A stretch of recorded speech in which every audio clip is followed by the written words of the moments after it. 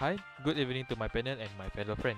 We are from group MG3 and our project title is Digital Logic Gate Module using FPGA, and I would like to start with our group member Lin Showen, Muhammad Fatul Norman, Muhammad Fikri bin Muhili, me myself, Muhammad Adlan bin Jamaluddin, and next and lastly is Muhammad Al Azim bin Nordin. To start off this presentation, we begin with introduction of our project.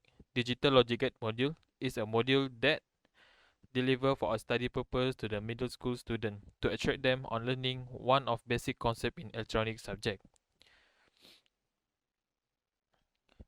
It is crucial to teach the incoming generation the principle of scientific and technical advancement that will cause a significant shift in the social economic paradigm.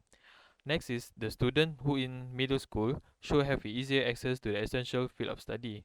Furthermore, the speculative style of the theory is one of the difficulties students have in understanding the course digital logic component. Therefore, we conducted this project that can assist middle school students to get early access on learning digital logic gate. And lastly, by producing hardware for the student for them to learn basic things inside the digital logic gate. And that's all from me. Thank you. Good day, Doctor. I'm Nishan, matrix number AE190099, and today I will represent my group MG3 to present our objective. So the first is to introduce the new students or student without the knowledge in digital about the logic gates workflow, and second is to design the logic gates using the quarters for the FPGA platform, and third is create a hardware by using the FPGA module. So our scope of work have two. The first is software design by using the quarters, and second is the hardware design by using the FPGA board. So our scope of works is divided into two parts. The first is designing basic logic gates that includes in quarters for FPGA design that includes 6 logic gates. The first is OR, AND, NOT, NOR, NAND, and XOR gates. And second is to design the hardware part, which design of the box will use a switch that connected to LED to simulate an input and output will display by using the LED.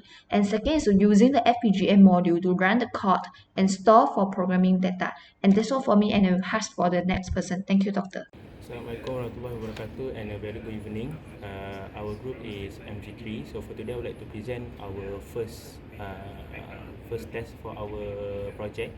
So our project is to do a module, a logic gate module based from FPGA.